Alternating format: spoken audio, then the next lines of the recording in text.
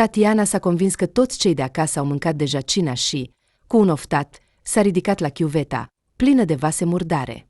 A cere soțului sau copiilor să o ajute puțin cu ordinea în bucătărie era inutil, iar ea înțelegea perfect acest lucru. De câteva ore a încercat să implice pe Anatolie și pe fiul și fiica ei în curățenie, dar de fiecare dată a trebuit să refacă totul mai mult și mai greu decât dacă ar fi făcut totul singură de la bun început. Din camera ală a venit un țipăt și un strigăt nemulțumit al soțului. Tatiana, fă ceva! Cât poți să te bați? Până la urmă. Mihail, nu înțelegi că sora este mică? Nu o atinge, te rog. În general, stai departe de Daria. De ce ea? A început să plângă fiul, dezamăgit de intervenția tatălui în treburile lui cu sora. Să plece. Tatiana a închis apa și s-a dus în cameră pentru a juca rolul de arbitru. Acest rol era cunoscut de fiecare mamă care avea mai mult de un copil. Dar astăzi Tatiana nu se simțea în stare să rezolve scandalurile și supărările copiilor, să caute vinovați și nevinovați. Vroia doar să se odihnească. Era pur și simplu obosită. Anatolie, nu poți să te ocupi de copii? A întrebat ea soțul, care cu un aer absent apăsa pe laptop, întins pe canapea. Apropo, sunt și copiii tăi.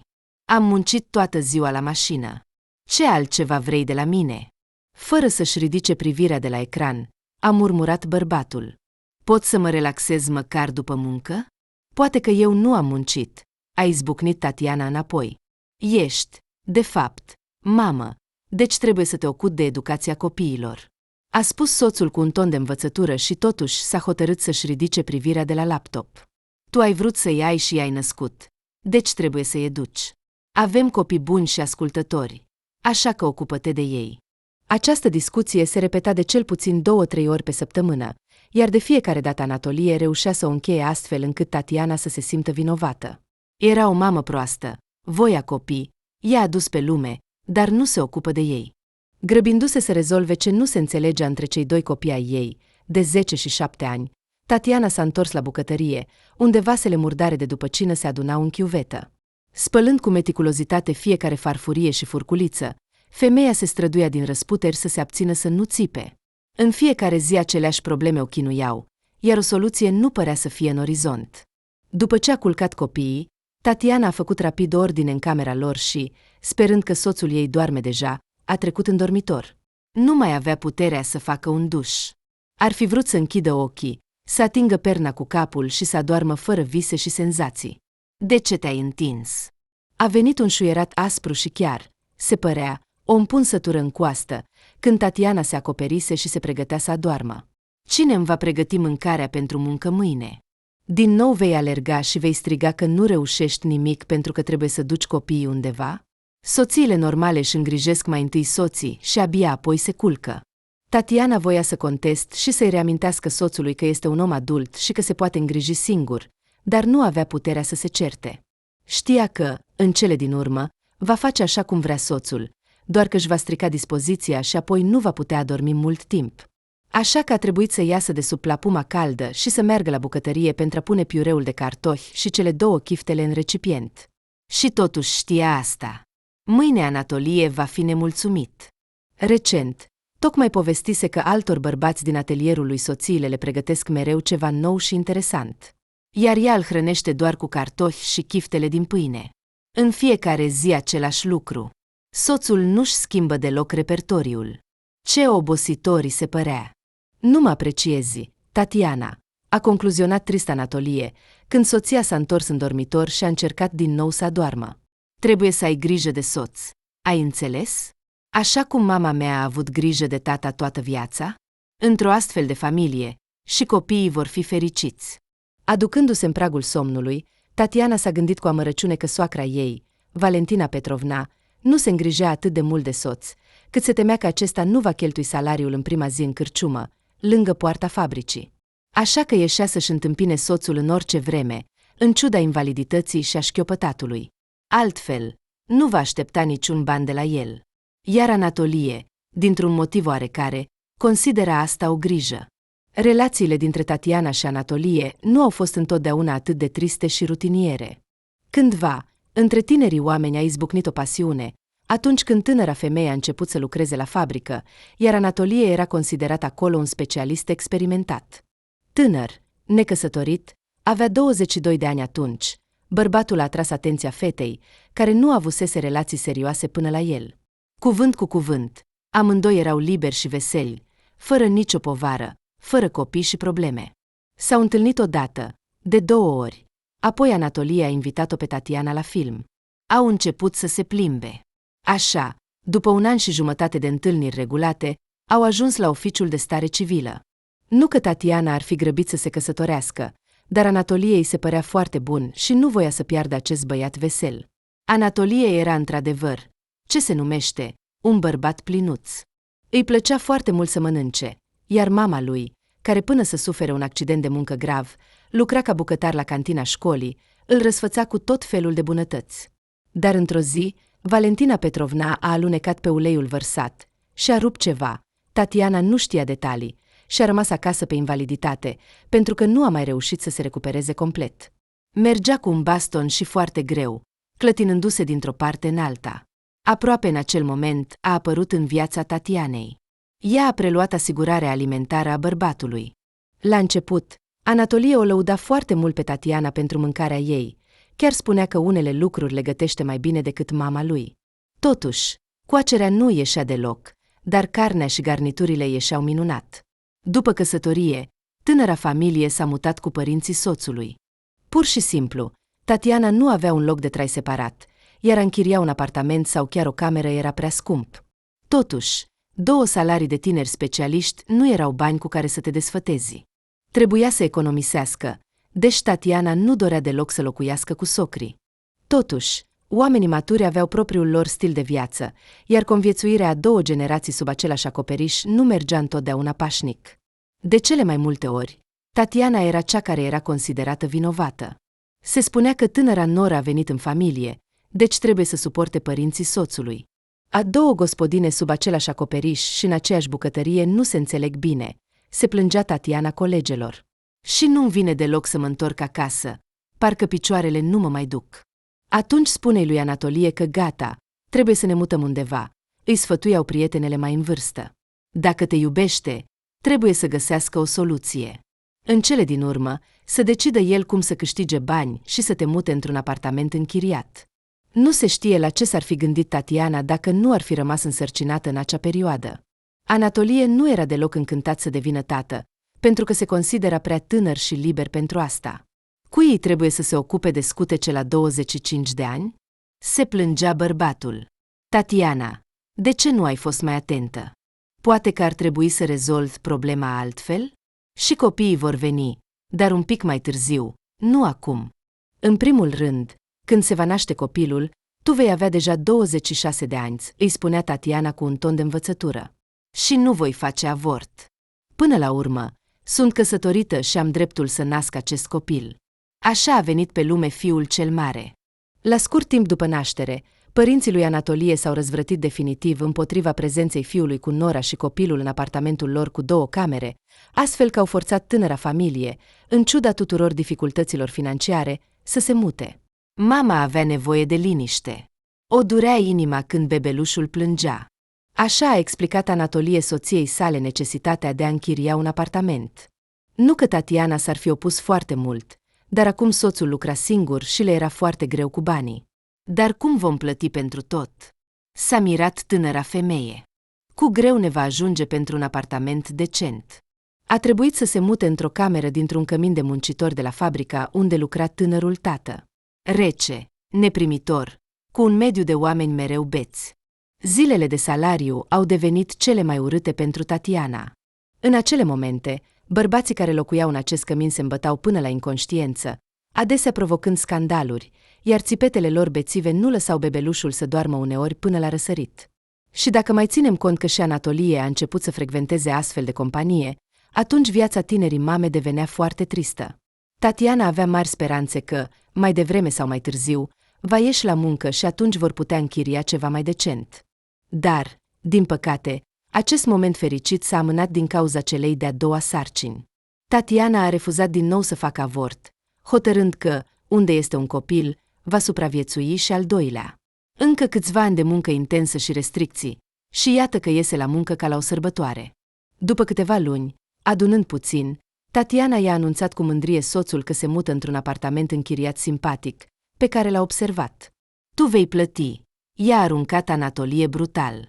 Ce nu-ți place aici? Ar fi mai bine să cumpărăm o mașină cu banii economisiți, pentru că fără roți este foarte greu să trăiești în zilele noastre. Mi-e greu să gătesc la o bucătărie comună și să spăl copiii în cada comună, încercând să rămân calmă, i-a răspuns soția. Și cum ai vrea? A întrebat sarcastic Anatolie. Dacă te căsătorești fără nimic, trebuie să fii pregătită pentru așa ceva. El o acuză adesea pe Tatiana că este necredincioasă și că părinții ei nu au putut să-i ofere fiicei un început demn. La început, Tatiana chiar s-a certat și s-a disputat cu soțul, amintindu-i că și părinții lui Anatolie nu i-au dat nimic, dar apoi a realizat că este inutil. Era mult mai simplu să facă pe că nu a observat o altă ironie la adresa ei și să trăiască liniștită mai departe. Copiii creșteau, Tatiana lucra, Anatolie mergea și el la atelierul său și aducea chiar un salariu. Cu timpul, Tatiana și-a schimbat locul de muncă pentru a câștiga mai mult. Totuși, copiii au început să crească cu chei la gât, pentru că tânăra mamă nu mai avea timp să se ocupe de ei. A devenit și mai greu când fiica a început clasa 1. A trebuit să-l implice pe fratele mai mare pentru a o duce și a o aduce pe fetiță. Nu ești mamă, ești o cucu. Așa a îndrăznit să spună Anatolie.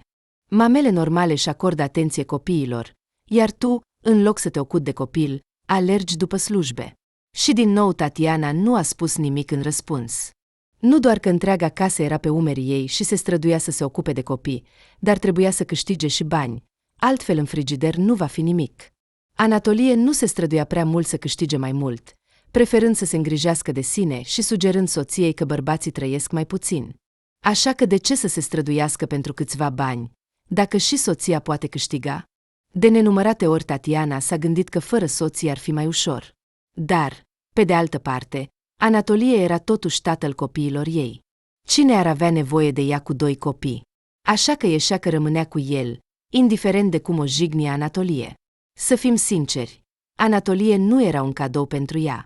Tânăra femeie bănuia de mult că soțul îi ascunde o parte din salariu. Aduce doar salariul de bază, iar toate primele le ascunde în buzunar. Dar nu avea cum să dovedească asta. Și ce ar face, chiar dacă l-ar prinde pe Anatolie de mână? Nu avea unde să plece. Să-l alunge pe Anatolie părea și mai rău. Așa că să trăiască. Măcar aduce ceva, și asta e mai bine decât nimic. O îngrijorare mult mai mare o provoca tânăra femeie prin plecările frecvente ale soțului. Uneori spunea că va merge cu un prieten să-l ajute să construiască o casă la țară. Și dispărea timp de 2 zile. Alteori nu se întorcea la timp de la muncă, iar ea l-aștepta doar până în miezul nopții. Uneori spunea că merge la mama lui, dar, la verificare, se dovedea că Valentina Petrovna nu și-a văzut fiul de câteva luni. Aceste gânduri nu-i dădeau voie Tatianei să se bucure de viață. Știa că de obicei de la astfel de întâmplări încep mari neplăceri care distrug familii și lasă copiii fără tată. E greu de spus dacă îi dorea cu adevărat să știe ce face Anatolie în acele momente când se ascunde de familie. Sau era mai bine pentru tânăra femeie să rămână în ignoranță fericită.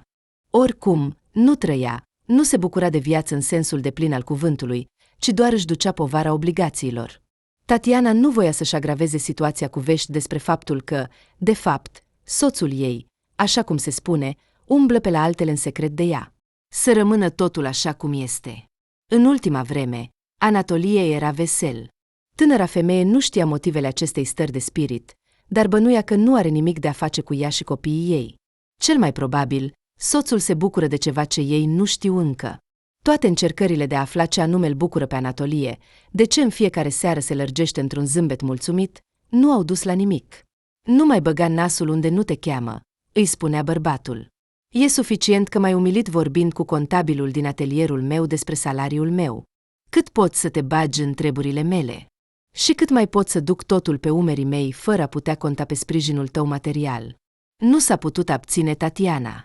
Mă interesează de ce ești atât de vesel. În locul unei noi grosolănii pe care o aștepta, Anatolie s-a întors brusc către ea, a dat din ochi într-un mod jucăuș și a spus: foarte curând vei afla totul și te vei bucura împreună cu mine. Această observație ambiguă a soțului a frământat-o pe Tatiana câteva zile, iar ea a ajuns la concluzia că Anatolie pregătește ceva neplăcut pentru ea. Cu siguranță nu se gândea să facă ceva care să o bucure pe soție. Cât de surprinsă a fost tânăra femeie când Anatolie a sunat-o după muncă și a rugat-o să-l aștepte lângă poarta fabricii când se va hotărî să plece acasă. Bine, a spus Tatiana nesigură, iar apoi a adăugat dintr-o dată. Numai tu, te rog, să nu întârzi, pentru că trebuie să mă grăbesc acasă. Copiii sunt singuri. Nu te îngrijora, a râs Anatolie la celălalt capăt al firului. Îți promit că vom ajunge repede. Tatiana a ridicat din numeri. Nu putea să înțeleagă ce vrea să spună soțul ei. De ce a început să vorbească înghicitori? La ora stabilită, tânăra femeie stătea la poarta fabricii și se uita nervoasă în jur. Iată că tramvaiul a plecat, umplut cu oameni care tocmai ieșiseră din fabrică. De obicei, cu acest tramvai se întorcea și ea acasă. Una câte una, microbuzele se învârteau în jur, iar dacă nu ar fi trebuit să-l aștepte pe soț, acum ar fi sărit într-una dintre ele și după o jumătate de oră ar fi fost cu copiii ei. Dar Anatolie nu era nicăieri de văzut. După ce a așteptat un sfert de oră, Tatiana a sunat numărul soțului pentru a se certa cu el, dacă a păcălit-o. Asta a fost o glumă pe seama mea? A atacat ea. Te-am rugat să mă aștepți, iar tu nu știi unde te plimbi. Aștept de atâta timp în frig, iar tu nu ești. Și cine e de vină că nu mă vezi? Anatolie, se părea, nici nu a observat că ea se supără pe el. Tu, draga mea, uită-te mai atent și mă vei vedea imediat. Eu te văd, de exemplu, foarte bine. Tatiana, nedumerită, a început să se uite în jur. Avea o vedere excelentă și se străduia din răsputeri să-și găsească soțul. Iată, deja mai aproape, a spus o voce cunoscută la telefon. Văd cum te uiți în jur. Dar nu te uiți unde trebuie. Uită-te mai atent. Caută-mă. Tatiana s-a întors din nou, dar, din păcate, nu a reușit să găsească pe nimeni care să semene cu Anatolie. Gata, ajunge cu glumele pe seama mea. A strigat femeia în telefon și a observat cum un trecător întâmplător s-a ferit de ea. Ori ieși și mergem acasă mai repede. Uite, tramvaiul vine. Ori eu plec singură. Acasă mă așteaptă copiii. Iar tu faci glume. Cât de plictisitoare și neinteresantă ai devenit, Tatiana. A suspinat brusc vocea lui Anatolie la telefon. Bine, iată-mă, uită-te. Ușa uneia dintre mașinile care stăteau în parcarea de lângă poarta fabricii s-a deschis brusc, iar din spatele volanului s-a ridicat un bărbat care, la o privire mai atentă, s-a dovedit a fi soțul ei. Dar cum așa? Tatiana nu putea să creadă. De la cine ai luat mașina? Cine ți-a dat calul de fier? De ce să spun că am luat? S-a supărat brusc soțul. Poate un bărbat normal nu poate câștiga pentru o mașină. M-am străduit și am cumpărat-o. Ei bine, de ce stai și te uiți? Hai repede, sări pe scaunul din dreapta și să mergem acasă. Așa ai vrut. Dar ai grijă să nu te încurci. Scaunul tău este cel din dreapta. La volan nu te voi lăsa niciodată. Știi că o femeie la volan este ca o maimuță cu o grenadă. Așa că nu cere. Te rog. Tatiana a lăsat această ironie să treacă pe lângă urechi. Tânăra femeie stătea lângă mașină, mângâind aripa ei lustruită, și nu putea să înțeleagă. Cum a reușit Anatolie să economisească o sumă atât de semnificativă pentru achiziție? Probabil ți-au dat părinții ceva? A întrebat ea timid. Pentru că o mașină costă mult. Dar în loc de răspuns, Anatolie doar a ridicat din numeri. Se pare că nu voia să discute acest subiect cu soția. Cu toate acestea, Tatiana a înțeles deja totul. Iată unde dispăreau numeroasele premii și plata pentru orele suplimentare. Soțul ei a decis cu orice preț să-și îndeplinească visul și să-și cumpere o mașină, iar ea, se pare, cu copiii și dorințele ei proprii, era pe plan secund. Dar Tatiana nu a vrut să-i facă scandal lui Anatolie. Până la urmă, oricum ar fi fost, acum în familia lor era o mașină proprie. Anatolie, care avea permis de conducere încă din vremea serviciului militar, se plimba cu viteză pe străzi și nu uita să se minuneze cât de confortabil este să călătorești cu mașina proprie în comparație cu a merge cu tramvaiul.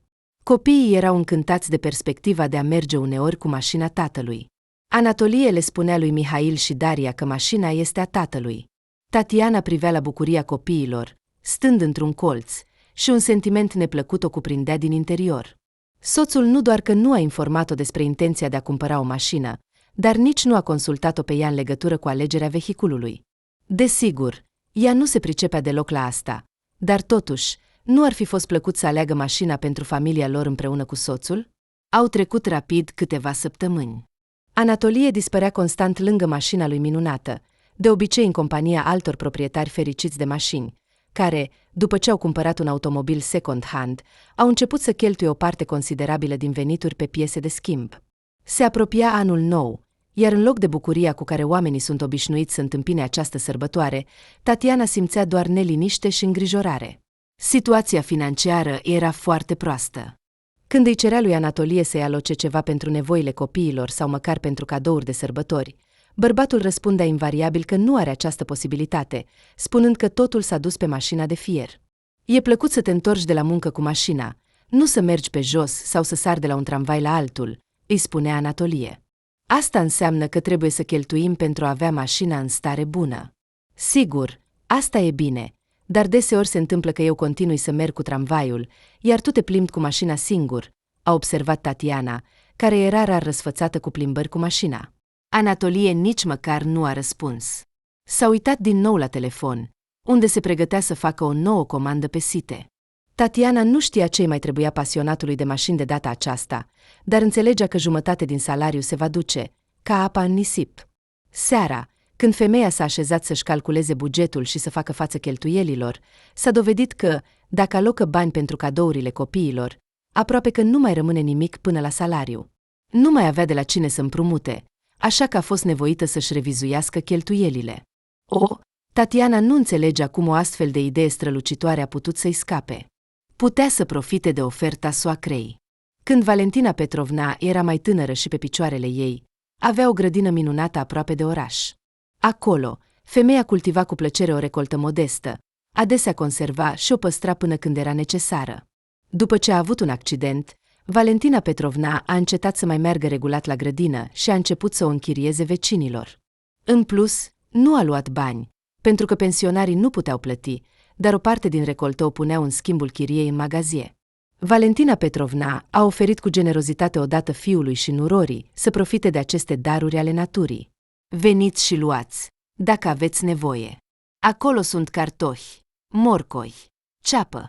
Pe scurt, tot ce nu poate lipsi dintr-o gospodărie. Niciodată până acum nu au folosit darurile soacrei, pentru că era foarte problematic să ajungă la grădină pe jos. Dar acum, după ce Anatolie a cumpărat mașina, le va fi mult mai ușor. Aceste produse ar putea susține puțin familia în așteptarea salariului. În orice caz, nu vor rămâne flămânzi cu toții. Tatiana va ști să pregătească ceva din cele mai simple produse, care va fi plăcut de mâncat. Anatolie, a început femeia a doua zi dimineața să-și pună planul în aplicare. Și acum că avem mașină, hai să mergem la grădină și să luăm legume pe care mama ta le-a oferit. Se pare că i-a spus că acolo sunt și conserve. Vecina a lăsat câteva borcane. Între noi fie vorba, am putea să le aducem și părinților tăi diverse bunătăți înainte de sărbătoare. Sunt sigură că le-ar plăcea foarte mult. Anatolie aprecia aceste momente când soția se îngrija de părinții lui. Și Tatiana știa asta. De fapt, ea a adus vorba doar pentru a-l determina pe soț să o ajute. Nu am înțeles ce vrei. A întrebat Anatolie, iar Tatianei i s-a părut brusc că el s-a speriat de ceva. Ce ai de gând, Tatiana? Ce te-a apucat? Vreau să mergem împreună la grădină și să luăm diverse bunătăți pe care le-au lăsat vecinii, a repetat Tatiana cu încredere. Hai, nu te mai obosi să mergi atât de departe pentru cartofi și conserve. Soțul a încercat să râdă, dar era un râs forțat. Nu mă face să râd, jur. O să cheltuim mai mult pe benzină decât câștigăm. Și ceva dă în motor. Nu, îmi voi lăsa mașina în garaj pentru toată weekendul și voi discuta cu băieții ce să facem cu ea. Cel mai probabil va trebui să o ducem la service, așa că nu va fi nicio excursie la grădină. Nu planifica. E prea departe și dacă cumva mă strică pe drum, unde mă voi duce? Știi cât costă acum evacuatoarele? Nu, nici nu te gândi. Tatiana, desigur, s-a alarmat imediat, dar nu a arătat. Nu, ea ar fi acceptat cu supunere refuzul soțului, pentru că Anatolie adesea interzicea chiar și să se gândească să iasă la o plimbare cu copiii, să meargă într-o excursie cu clasa fiului mai mare sau măcar să-și viziteze familia în weekend. Dar Anatolie rareori se opunea atât de vehement, așa că a observat acest lucru. Bine, bine, cum vrei, a spus ea repede, pentru ca soțul să nu creadă că are gânduri proprii în această privință. Cum vrei. Dar îți spun sincer, ne-ar fi mai ușor. Și mama ta s-ar bucura cu siguranță de conservele de casă. Știi că ea spune adesea că nu-i acordăm atenție și că am uitat de ea. Iar dacă am aduce cartofi și murături, mai ales înainte de anul nou, ar fi atât de fericită. Se va descurca mama, a murmurat soțul, iar când a realizat că furtuna a trecut, s-a întors din nou la telefonul său. Tatiana l-a privit cu o privire lungă și tristă, s-a întors și a ieșit în bucătărie, închizând ușa în urma ei. Interesant. De ce a reacționat Anatolie așa? Părea că ar fi putut să refuze pur și simplu, dar nu. În ziua următoare, Tatiana a reflectat asupra pro și contra și a decis că va merge la grădină oricum. Avea cheile de mult timp, dar ajungerea acolo, desigur, reprezenta o anumită dificultate. Totuși, doar la prima vedere, pentru că, dacă Tatiana avea nevoie, știa să găsească soluții neobișnuite. Astfel, prin apeluri telefonice către cunoscuți și prieteni, Tatiana a găsit o persoană dispusă să meargă cu ea în această călătorie. Și chiar în seara aceea, asigurându-se că copiii s-au întors în siguranță de la școală și că își pot permite să plece, Tatiana s-a urcat în mașina cunoscutului ei. Și după 30 de minute, deja intrau în satul de grădină. Vremea mohorâtă de iarnă, fără zăpadă, nu contribuia la o stare de spirit bună. Și fiecare era cufundat în gândurile sale. Acum voi lua repede cartofii și câteva sticle de conserve, a zâmbit tânăra femeie șoferului. Și apoi ne întoarcem imediat. Mă așteaptă copiii acasă flămânzi după școală, iar tu probabil că trebuie să te întorci acasă. Bărbatul a ridicat din umeri, arătând că, desigur, trebuie să se întoarcă acasă, dar nu atât de urgent încât să plece chiar în acel moment. Tatiana nu putea scăpa de o neliniște subiectivă. Ar fi bine să revină înainte ca Anatolie să vină de la muncă. El a rămas la ore suplimentare astăzi. Ei bine, de unde ar putea să aibă legume și conserve, bărbatul cu siguranță nu va întreba, pentru că nu își va obosi mintea cu astfel de lucruri. Ce este pe masă, aceea va mânca și va lăuda, iar mai mult nu-l interesează. Aici, te rog, virează în acest gan, a cerut Tatiana șoferului și s-a oprit brusc. O mașină roșie strălucitoare, pe care nu o putea confunda cu nimic altceva, stătea lângă porțile albastre. Anume aceste porți erau acum ținta ei, pentru că în spatele lor se ascundea grădina soacrei. Ceva nu e în regulă, a întrebat imediat șoferul, observând cum s-a schimbat brusc expresia feței Tatianei. Nu, totul e bine, a dat din cap tânăra femeie. Știi ce? Probabil că oprește aici, iar eu voi merge pe jos. Dar cum vei aduce legumele aici? Și sticlele? Ce? Le vei duce în dinți? A observat cu rațiune șoferul. Mai bine să facem așa. Te rog. Tatiana nu putea înțelege ce căuta mașina soțului ei acolo și de aceea era nervoasă. Fără alte cuvinte, bărbatul a oprit mașina acolo unde i-a spus pasagera, arătând prin toată postura sa că a vrut să facă bine, dar, în cele din urmă, a ieșit ca întotdeauna. Tatiana a ezitat câteva momente, pentru că, imediat ce va ieși din mașină, Anatolie o va putea vedea și va ști cine este, dar, brusc, ca și cum ar fi intrat în apă rece, a ieșit afară. Nu era nimeni în jur. Desigur, acum ar fi putut spune că planurile s-au schimbat, să se întoarcă în mașina prietenului care a dus-o acolo, să revină în oraș și să nu mă amintească vreodată că a fost acolo. Mai mult, bunul simț îi spunea că exact așa ar trebui să facă. Dar Tatiana era convinsă că trebuie să descopere misterul apariției lui Anatolie acolo. Pur și simplu nu se poate ca un bărbat să nu vrea atât de mult să meargă la grădină și să se gândească la cât costă benzina pentru a ajunge acolo. Și iată-le, de exemplu, chiar numerele de pe mașină sunt cele corecte, adică greșelile sunt excluse. Cu precauție, ca un paznic undeva în câmpurile sălbatice, Tatiana s-a îndreptat înainte. Se apropia de gardul vopsit în albastru cu mare precauție, pregătită în orice moment să se furișeze înapoi sub acoperișul salvator al mașinii prietenului. Nu o va lăsa, până la urmă, în necaz. O va lua înapoi în oraș. Unde ar putea să meargă? Iată motorul care dă în Anatolie. Probabil că dă doar atunci când trebuie să meargă la grădină cu soția și copiii. Dar dacă poate să se plimbe singur, atunci nu există niciun zgomot. Totuși, în afară de mașina care stătea lângă poartă, nu erau alte dovezi ale prezenței lui Anatolie în casă. Tatiana a privit cu precauție peste gard și a realizat că era la fel de părăsit și sălbatic cum îl văzuse în fotografii. Cu siguranță, aici nu locuia nimeni, iar a locui, în general, era imposibil. Interesant. Ce căuta soțul aici? Poate că, după discuția lor, lui Anatolie i-a fost rușine și a decis să viziteze singur grădina?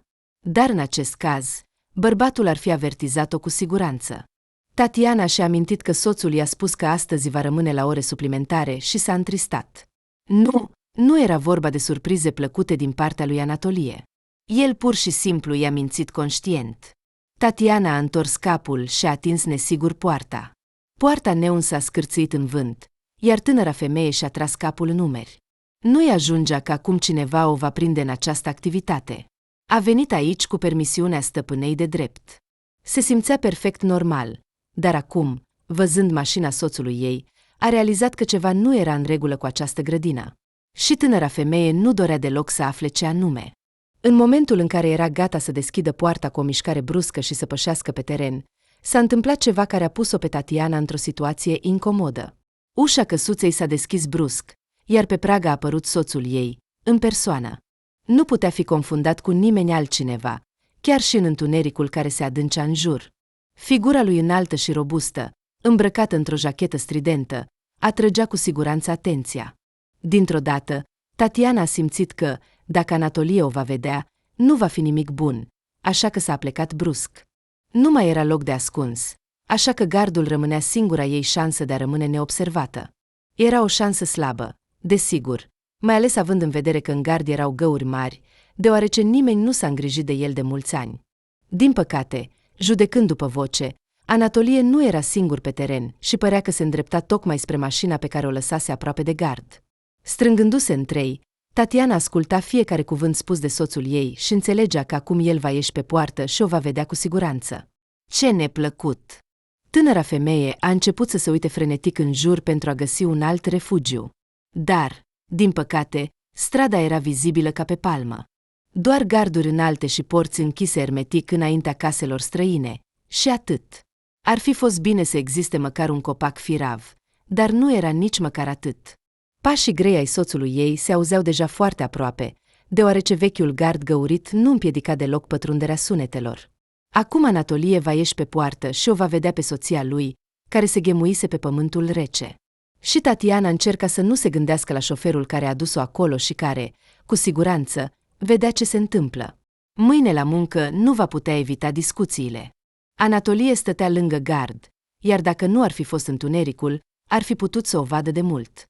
Tatiana și-a tras capul în umeri, deși știa că nu va putea rămâne neobservată și-și inventa deja o justificare. Și în acel moment, când era gata să ridice capul, să se întâlnească cu privirea soțului și să-i spună sincer că a încălcat ordinele lui, s-a auzit o nouă voce. Ești sigur că nimeni nu va afla?" A întrebat cineva dinspre căsuță, iar soțul ei, în loc să facă un pas înainte, spre stradă, și să o vadă, s-a întors brusc înapoi. Aici nu vine nimeni," a spus el cu siguranță, adresându-se interlocutorului pe care Tatiana nu-l putea vedea. A vrut să vină găina mea, dar eu i-am interzis. Așa că aici vei fi în siguranță totală. Nu vor veni marțieni să te vadă. Ei bine, știi, în asta nu pot fi sigură. Vocea emana îndoieli. Și ce se întâmplă dacă soția ta vrea să petreacă anul nou cu copiii în natură? Multe familii fac așa. Pleacă toți împreună, fac grătare și tot felul de barbecue. Îți spun din nou că găina mea este o adevărată cucu, care nu face altceva decât să muncească de la răsărit până la apus. A spus Anatolie cu un ton disprețuitor, astfel încât era clar care era adevărata lui atitudine față de soție. Și nu va face nimic din ce i-am interzis. Ea nu este aici, înțelegi? A vrut să vină aici, să ia niște cartofi și conserve din beci. Ascultă, parcă trăiește în secolul trecut. Femeile normale se hrănesc în restaurante, iar ea se gândește la cartofii care stau în grădină și la niște sticle prăfuite. Așa trăiesc cu ea, parcă aș fi acoperit cu naftalin. Anatolie, se pare, A realizat brusc că nu a făcut ceva acasă, pentru că s-a îndepărtat brusc de gard, iar pașii lui Gray s-au auzit în direcția verandei. Tatiana a respirat ușor. Nu credeai că acum a avut noroc? Ar fi foarte bine dacă ar reuși să ajungă la mașină și să se așeze în ea înainte ca soțul să revină pe verandă și să o vadă cu siguranță. Tatiana înțelegea că cel mai bine ar fi să plece acum, cât mai are această oportunitate. Dacă Anatolie o va prinde că nu doar că a încălcat ordinele soțului și a venit la grădină, dar că o urmărește de fapt, atunci nu va fi deloc bine pentru ea. Dar, pe de altă parte, curiozitatea feminină o sfâșia. Și vocea Tatianei părea atât de familiară, de parcă o auzise cândva, dar nu își putea aminti unde și în ce circumstanțe. Doar îmi scot capul, văd ce se întâmplă pe verandă și mă ascund imediat, a decis tânăra femeie și imediat s-a căit, pentru că vechile scânduri ale verandei au scârțit. Iarăși a scos pe cineva din casă, s-a gândit Tatiana cu supărare. Și acum nu voi mai avea timp să fug. Trebuie să aștept un alt moment potrivit. Dar cum aș putea să văd cine stă acolo cu Anatolie? Ai grijă să nu fie nimeni pe aici. Vocea bărbatului care îl însoțea pe soțul ei suna foarte aproape, practic deasupra capului ei. Pentru că, dacă se întâmplă ceva, înțelegi ce ți se va întâmpla. Și dacă înțelegi, acționează cu cap. Asta e. Acționează cu cap. Tatiana a deschis ochii larg de uimire. A aflat această frază. Așa vorbea șeful secției în care lucra Anatolie. De aceea, vocea i s-a părut imediat familiară. Dar cum pot fi legați soțul ei și acest om? Ce face el la casa socrului? Dar nu a avut timp să se gândească la răspunsurile la toate aceste întrebări. Ca un clopot în liniștea de seară a calmului rural al cooperativelor de vacanță, vocea tovarășului ei a răsunat, care cu o jumătate de oră înainte adusese aici o femeie tânără. Tatiana, ce faci acolo? Soția mea mă sună. Spune că ar trebui să ne întoarcem cât mai repede. Tatiana, mă auzi? Nu trebuia să fii foarte deșteaptă ca să-ți dai seama că ambii bărbați, care stăteau de cealaltă parte a gardului, și Anatolie, și șeful lui, au tăcut brusc. Prin crăpătura dintre scânduri, Tatiana putea vedea cum soțul ei își întorcea capul în toate direcțiile. Pe fundalul cerului care se întuneca, acest lucru era foarte vizibil. Cât despre șeful lui, acesta a dispărut în casă în 3 salturi. Ei bine, acum nu i-ar fi invidiat nimeni. Profitând de faptul că Anatolie s-a întors în direcția în care a fugit șeful său, Tatiana, aplecându-se, s-a îndreptat spre mașină. Era singura modalitate de a scăpa de acolo. Apoi va inventa ceva, va spune ceva. Dar cel mai important, să plece din această cooperativă de vacanță și nu mai are nevoie de niciun cartof. Hai să plecăm de aici. Zăcând, Tatiana a tras ușa spre ea, a aterizat cu un salt pe scaunul din dreapta și l-a privit pe tovarășul ei cu un ochi indignat. De ce m-ai chemat, Roma? M-am gândit că ți s-a întâmplat ceva, a răspuns calm bărbatul, iar Tatiana și-a reprimat dorința de a lovi bine de tot în frunte. Hai, îți spun. Aproape că striga tânăra femeie. Simțea că doar câteva secunde o despart de momentul în care Anatolie va ieși pe poartă și va vedea mașina. Din fericire, de data aceasta tovarășul a înțeles rapid ce se cere de la el, a pornit mașina și a ieșit cu spatele dintr-o mică alee pe o stradă largă. Întorcându-se rapid, de parcă ar fi dat un examen pentru a obține permisul de conducere, Roman a ieșit din așezarea de vacanță. De la acest moment, norocul a părăsit-o pe Tatiana. Nu a reușit să ajungă acasă prima. Se pare că soțul ei și-a propus să ajungă în apartament mai repede decât ea. Așa că, în momentul în care tânăra femeie a deschis ușa, a fost întâmpinată de privirea neprietenoasă a lui Anatolie. Din expresia feței soțului, Tatiana a înțeles că el era foarte nemulțumit și că, cel mai probabil, urma să aibă o ceartă grandioasă. Unde ai fost? A întrebat Anatolie, fără să încerce măcar să-și ascundă starea proastă. La o prietenă, la cafea, probabil. Tatiana înțelegea că a minți era inutil, dar în același timp nu se putea forța să spună adevărul. Se părea că nu era nimic rău în a merge la vechea casă de vacanță, la care însă și proprietara îi permitea să meargă fără restricții. Dar acea amenințare din vocea soțului era evidentă. Un astfel de comportament al soției nu era considerat o crimă mortală. Tatiana nu a spus nimic și, asigurându-se că copiii se joacă liniștiți în cameră, a mers să se spele pe mâini. Nu am auzit răspunsul. Tatiana. Anatolie nu i-a dat voie să închidă ușa și s-a așezat între ea și chiuvetă. Spune-mi, te rog, unde ai fost? Eu sunt soțul tău și am dreptul să știu. Am întârziat la muncă. De ce am spus asta? Tatiana nu s-a gândit. Desigur, ar fi trebuit să-i spună adevărul. Cel mai probabil, Anatolie și-a dat seama singur. Da, nu-i plăcea deloc ideea unei noi certuri. Și, desigur, nu am fost nicăieri, continua bărbatul să insiste. Doar am alergat puțin prin magazine, a zâmbit tânăra femeie. De ce întregi? Anatolie s-a uitat la ea foarte suspicios și deodată a zâmbit. Știi, mi-a fost foarte dor de tine. Astăzi am venit acasă mai devreme ca să stăm de vorbă. Îți amintești cum în primii ani? Și s-a dovedit că nu ești acasă. Desigur, m-am supărat. Bine că ai venit acum. De ce nu m-ai sunat? A răspuns calm Tatiana. A încercat să facă pe cineva care nu știe nimic și că totul este bine. Poate că Anatolie nu a realizat încă că ea a fost la casa de vacanță și doar o suspectează în acest sens? La urma urmei, câte Tatiana sunt în lume? Oricine ar putea să o cheme pe Tatiana de la orice casă de vacanță din vecinătate. Așa că el plutește în conjeturi, încercând să înțeleagă din comportamentul ei ce nu este în regulă. De ce nu m-am gândit la asta până acum? Zâmbetul soțului a devenit și mai larg.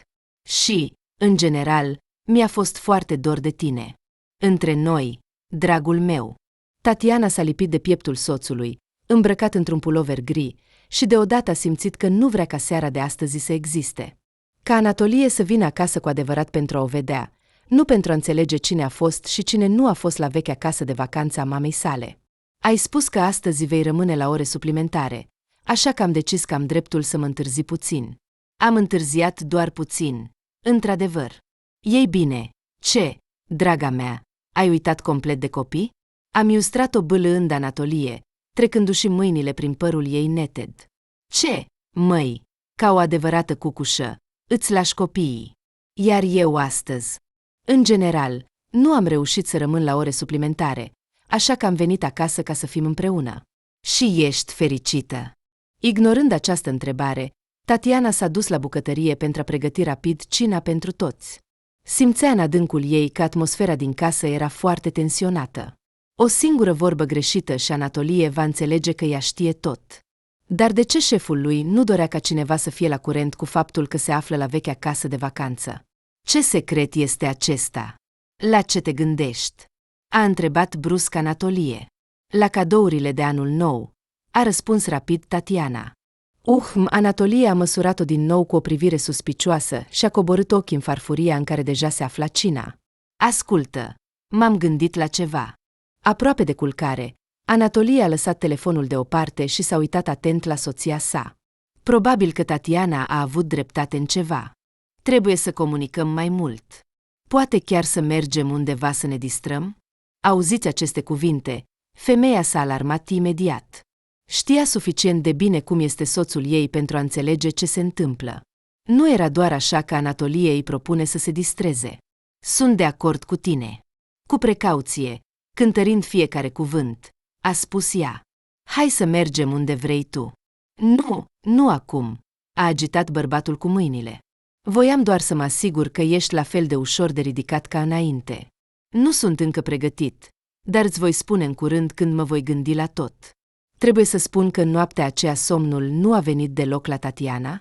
S-a întors de pe o parte pe alta lângă soțul ei, care sfărăia și nu putea să dezvăluie misterul călătoriei sale misterioase la casa de vacanță în compania șefului. Asta dacă nu luăm în considerare faptul că șeful secției și specialistul în echipamente nu ar trebui să comunice atât de strâns, ca și cum ar fi prieteni apropiați. Dar cea mai mare surpriză o aștepta pe tânăra femeie la muncă. Nu a reușit să-și desfășoare lucrurile și să se pregătească să preia schimbul de la predecesoare, când o blondă drăguță a sărit asupra ei. Strigăte, țipete, acuzații, toate acestea s-au năpustit asupra capului sărăciei Tatiana fără pregătire. Deci, dacă nu ai fericire în familie, trebuie să distrugi și familiile altora. Striga blonda atât de tare încât Tatianei îi venea să-și închidă urechile cu mâinile. Trebuie să cauți o atmosferă romantică cu propriul tău soț. Deci nu mă mir că Anatolie te înșală, și toată lumea știe asta. Fiecare câine înțelege că o soție ca tine nu este dorită de nimeni. Și tu, în loc să tragi concluzii și să te schimbi, atragi soții altora. Când zgomotul și agitația s-au mai domolit, a reușit să afle ce voia, de fapt, această blondă expresivă. Se pare că aceasta era soția lui Roma, tovarășul ei, care o ajutase ieri. Din păcate, lucra în secția vecină și, desigur, a aflat unde a fost soțul ei ieri seară și în ce companie. Cel mai interesant este că concluziile pe care le-a tras erau complet greșite. Așteaptă. Noi nu. A început să se apere Tatiana, dar blonda i-a închis repede gura. Nu-mi pasă dacă a fost ceva sau nu. Te avertizez încă o dată. Dacă te vei arăta lângă soțul meu, ești terminată. Îți voi smulge părul de pe cap. E clar. Mătură? Aruncându-i o privire triumfătoare, blonda s-a întors și a plecat, iar femeia a rămas în picioare, confuză. Nu-i da atenție, a ridicat din numeri colega. Ei bine, s-au căsătorit recent, am contribuit cu toții la cadoul de nuntă acum un an. Încă mai au sentimente. Dar ce legătură au sentimentele? A izbucnit Tatiana. S-a așezat pe un scaun și și-a apăsat degetele reci pe tâmple. Ce a spus ea despre faptul că Anatolie te înșală? A spus asta din răutate sau? O privire fugare la colega de schimb, care imediat și-a găsit o ocupație în cealaltă parte a camerei, a făcut-o pe Tatiana să sară în picioare și să se grăbească spre prietena ei, să o prindă de umăr și să o întoarcă cu forța spre ea. Ce se întâmplă în aceste 2 zile, în cele din urmă? Ce știi despre Anatolie? A întrebat ea cu insistență. Nu știu nimic, lasă-mă, a început să se opună femeia. Și, în general, acționezi acum cam la fel ca acea Ecaterina nebună. Doar că ea este încă tânără, iar tu, ca o femeie adultă, ar trebui să ai deja mintea în cap, înțelegi? Dar Tatiana parcă nu auzea colega. A respirat adânc și a expirat pentru a se calma, apoi a repetat întrebarea. Ce știi despre Anatolie? De ce toată lumea spune că el? Ei bine, cine este toată lumea? A răspuns prietena cu o întrebare. Poate că cineva a spus ceva unei fete nebune. Trăiește-ți viața liniștită și nu te preocupa de nimic, dar nu te mai amesteca cu Roma, căci te va lovi. O vreme, Tatiana a reflectat intens asupra tuturor evenimentelor din această dimineață, iar în acest timp mâinile ei își îndeplineau mecanic sarcina. Femeia nici măcar nu se gândea la ceea ce făcea. De îndată ce ceasul a arătat începutul pauzei de masă, s-a ridicat imediat și a alergat în secția unde lucra vizitatoarea de dimineață. Și acum spunem tot, a cerut ea, privindu-i insistent pe Ecaterina, care deodată părea confuză dintr-un motiv oarecare. Ce să-ți spun? Acum fata nu părea deloc atât de războinică ca dimineața, când venise la Tatiana. De ce crezi că Anatolie? Tatiana o privea cu atenție pe interlocutoarea ei. În general, de unde ai informațiile că el te înșală? Te rog, spune-mi, trebuie să știu tot. Ecaterina a privit-o o vreme nu cu ură, ci cu milă, apoi a spus încet.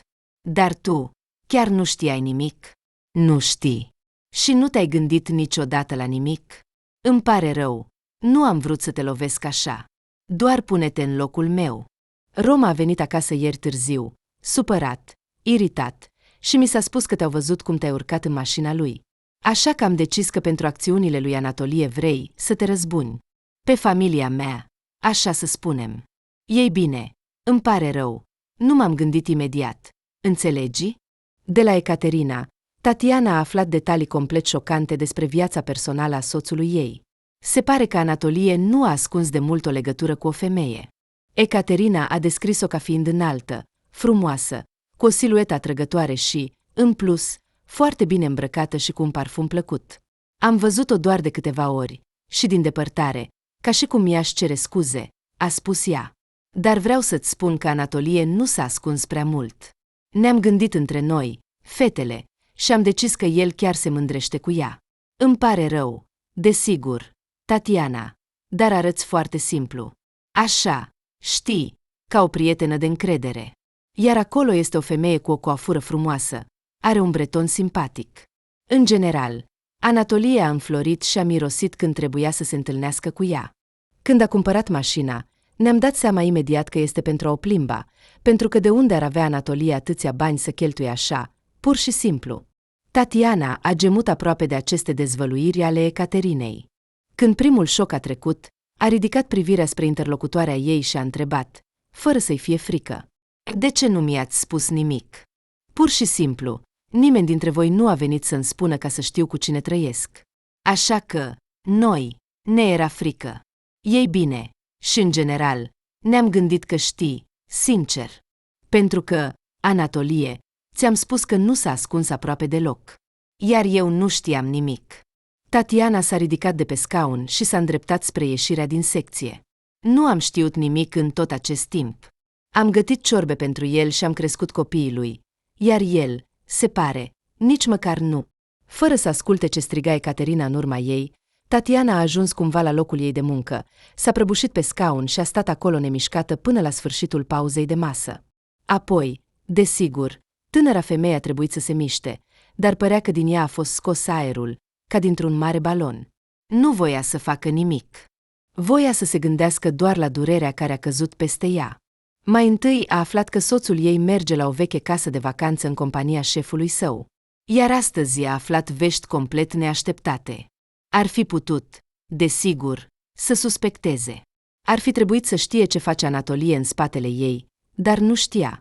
Stop! Tatiana și-a ridicat brusc capul și a fost pe punctul de a se lovi de o bucată de metal care ieșea aproape. Și cum poate fi legat faptul că Anatolie se întâlnește cu cineva și călătoriile lui la casa de vacanță? Și că există o legătură între aceste evenimente, iar ea este destul de directă.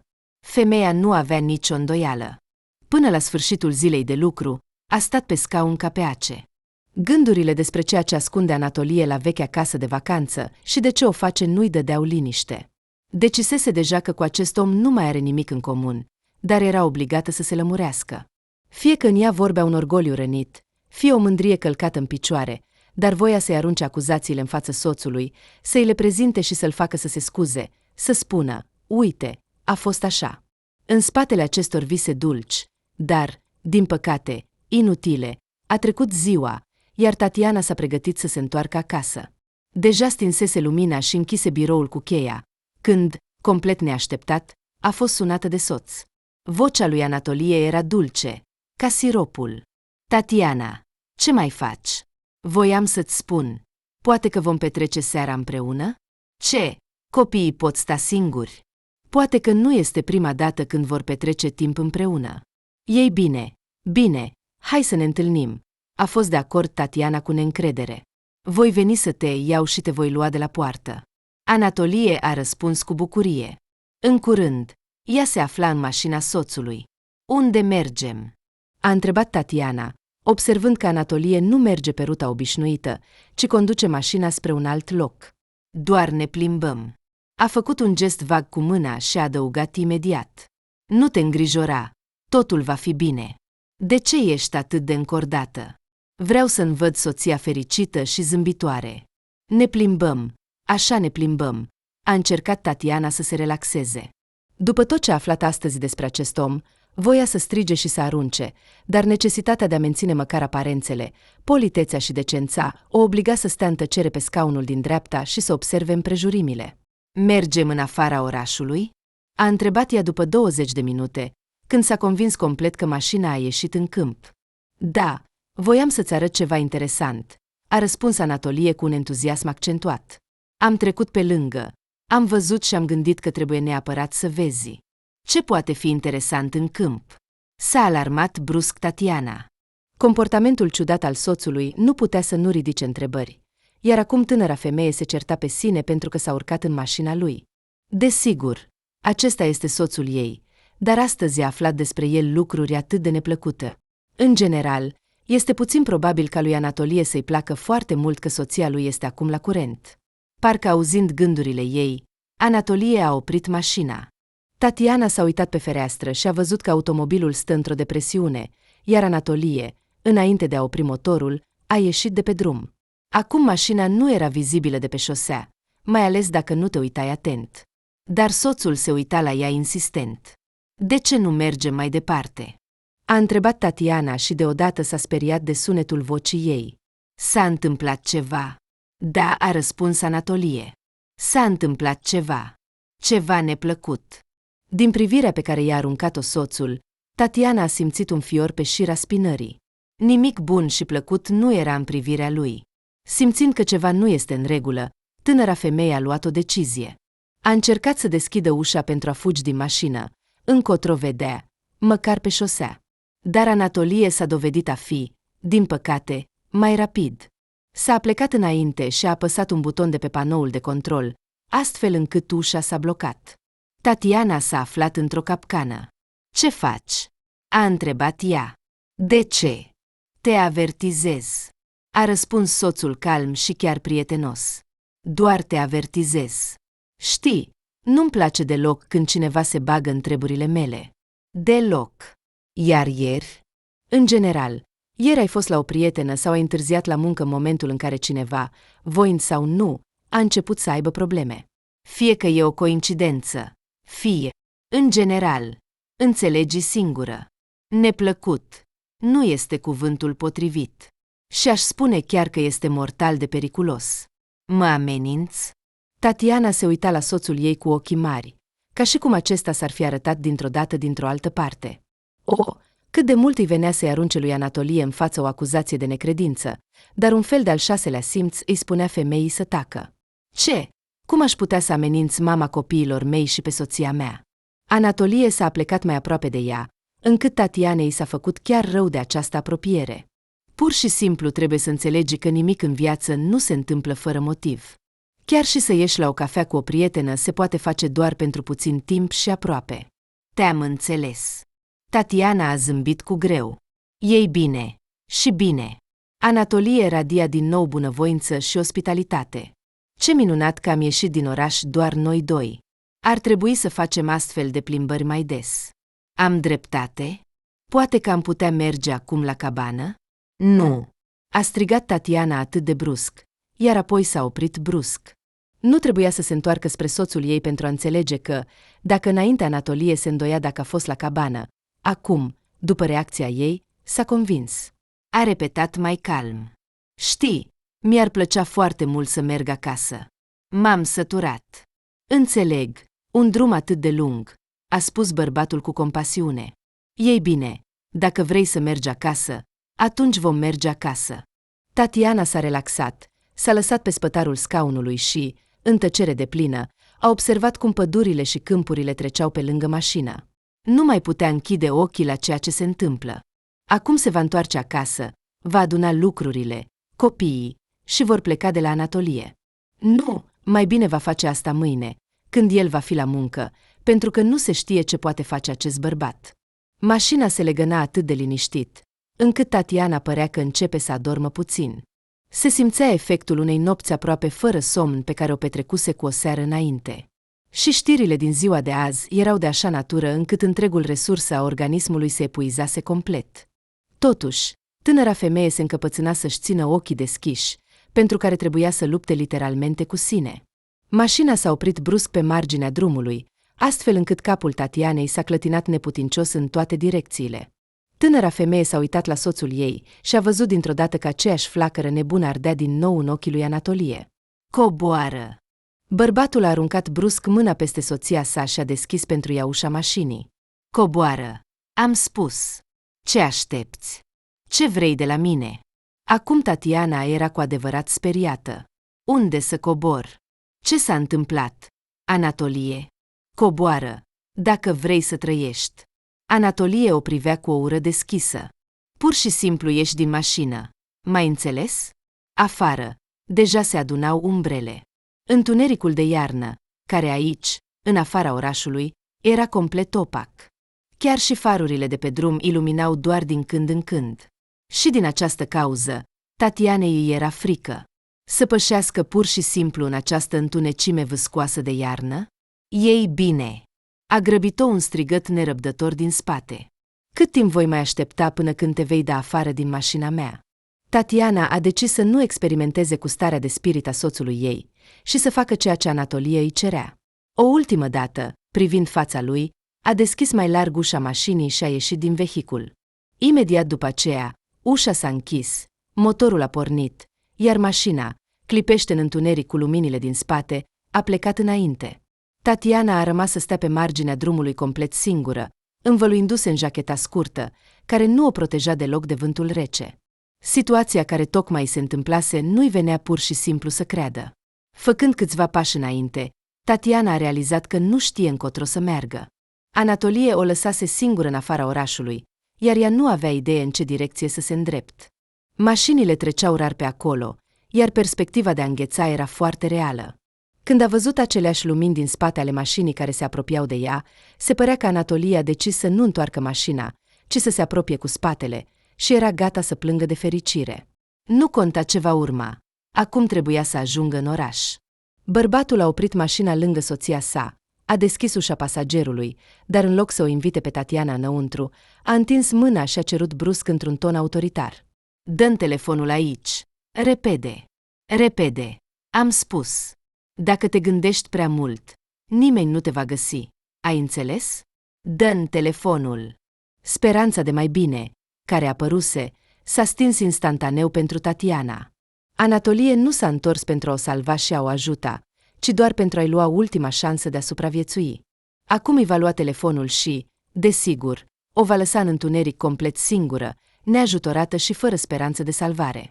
Sub privirea aspră a soțului ei, în lumina slabă a farurilor, Tatiana a scos din fundul genții un telefon vechi pe care îl folosea, l-a întins în interior, s-a întors și a plecat de lângă mașină. În urma ei se auzea un râs malefic și satisfăcut. Aici voi muri, se gândea Tatiana, mergând neputincioasă pe marginea autostrăzii. Voi muri și nimeni nu va ști unde să mă caute. Vor găsi, desigur, în timp, nu au unde să se ducă, dar copiii. Ce păcat pentru copii! Probabil că Anatolie nu se va ocupa de educația lor. Femeia își muta din ce în ce mai greu picioarele, care deja refuzau să o asculte. Și nu mai mâncase din pauza de prânz, în timp ce era deja timpul să ia cina și să se așeze în patul ei.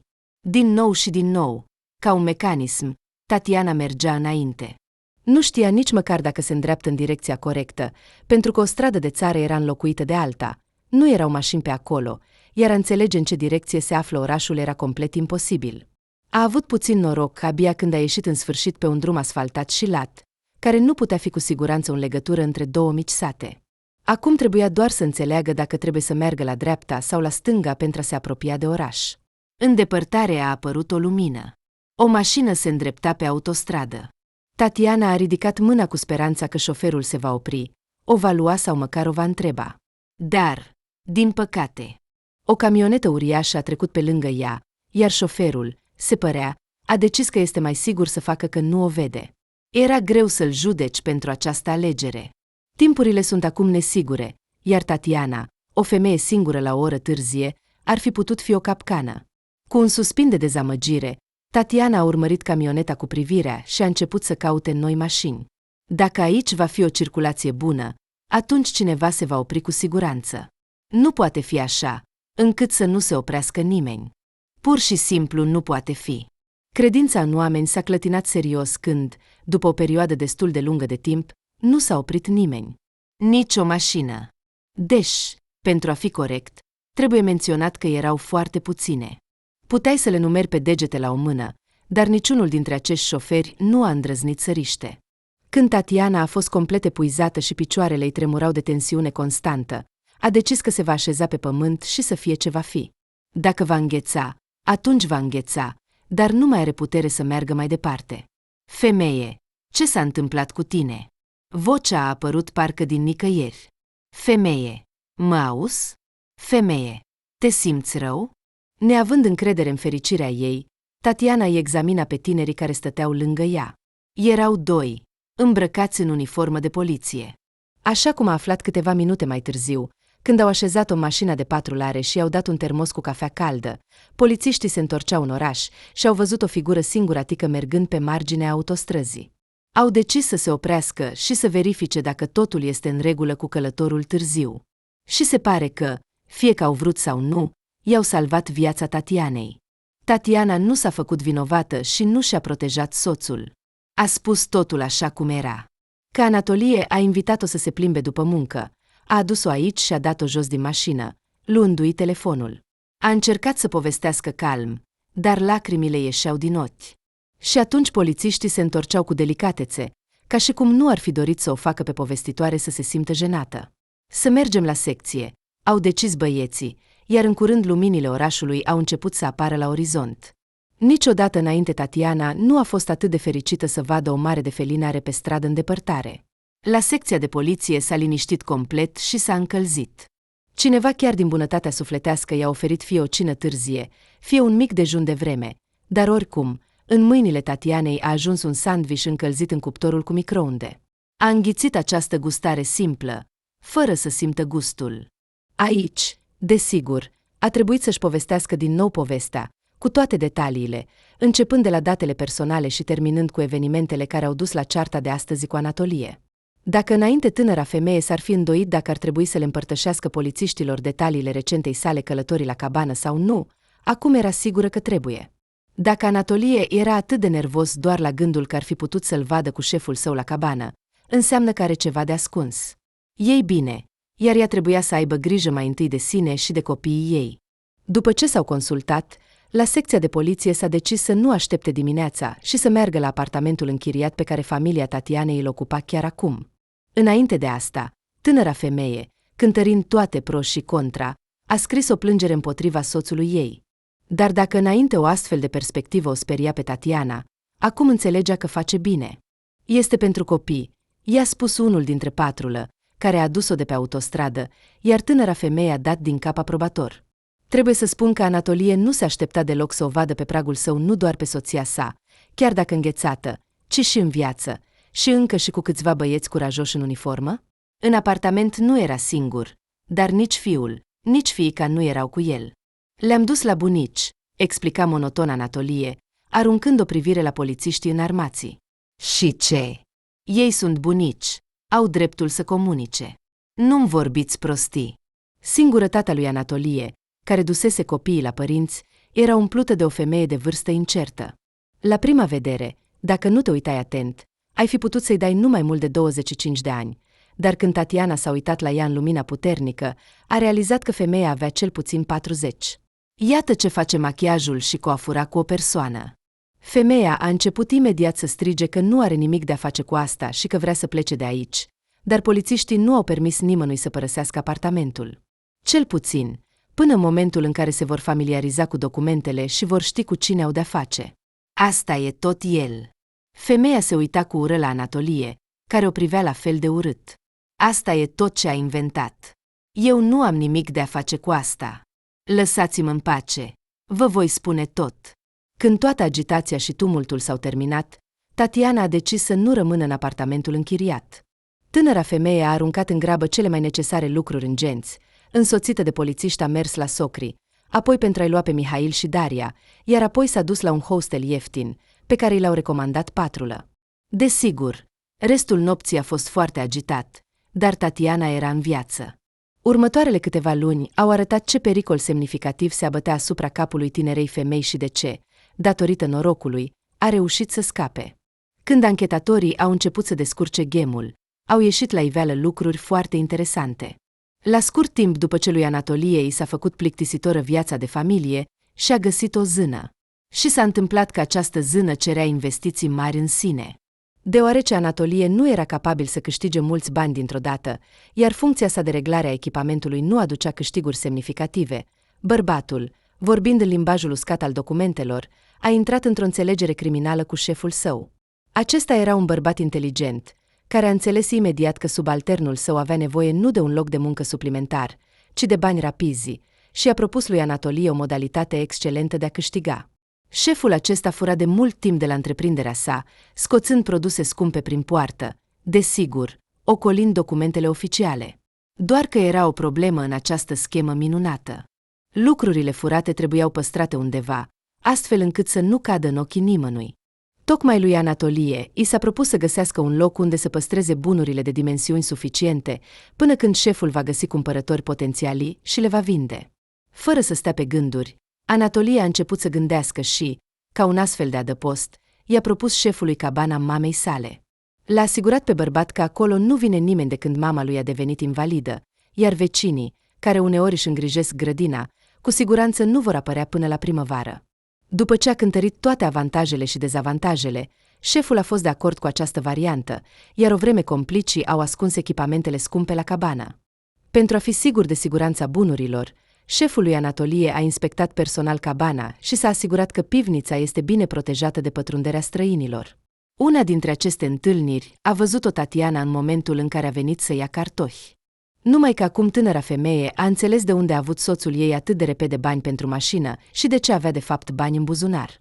Desigur, Anatolie a negat cu tărie că ar fi vrut să-și distrugă soția. Spunea că doar voia să o sperie, iar apoi se gândea să se întoarcă după ea, dar în întuneric nu și-a amintit locul unde o lăsase pe soție. Și de aceea, după ce a rătăcit puțin pe drumurile de țară, s-a întors în oraș, pentru a merge apoi dimineața să o caute din nou. Desigur, anchetatorul nu l-a crezut, pentru că un bărbat care și-a pierdut soția ar trebui să se îndrept nu spre iubită, ci să se grăbească la poliție pentru a cere ajutorul autorităților în căutarea persoanei.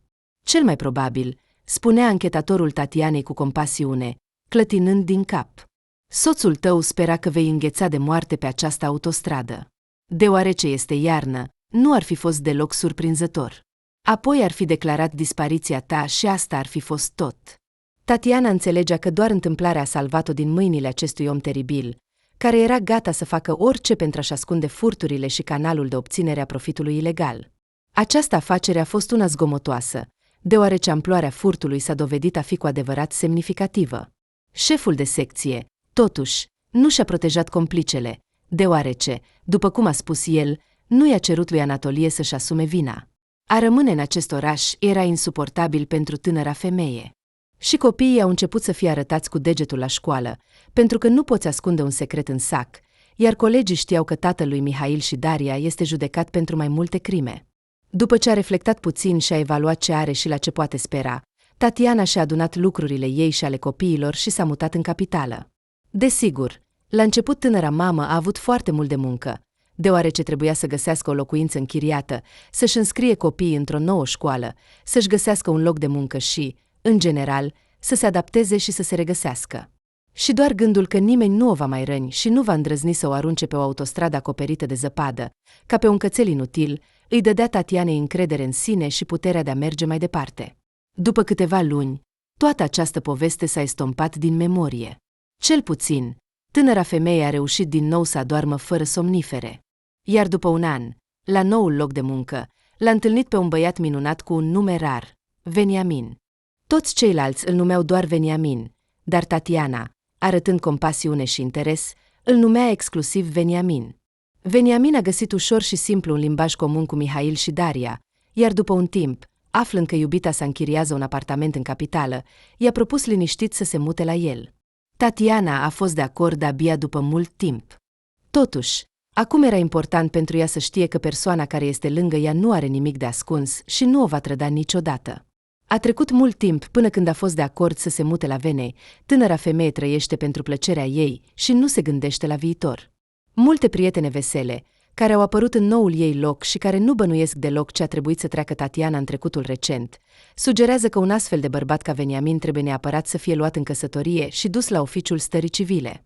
Dar Tatiana nu este încă sigură că are nevoie de o a doua căsătorie. Trăiesc bine. Am un bărbat iubit și copii, spune rațional femeia. Dacă este scris să fim împreună cu Veniamin până la sfârșit, atunci așa va fi.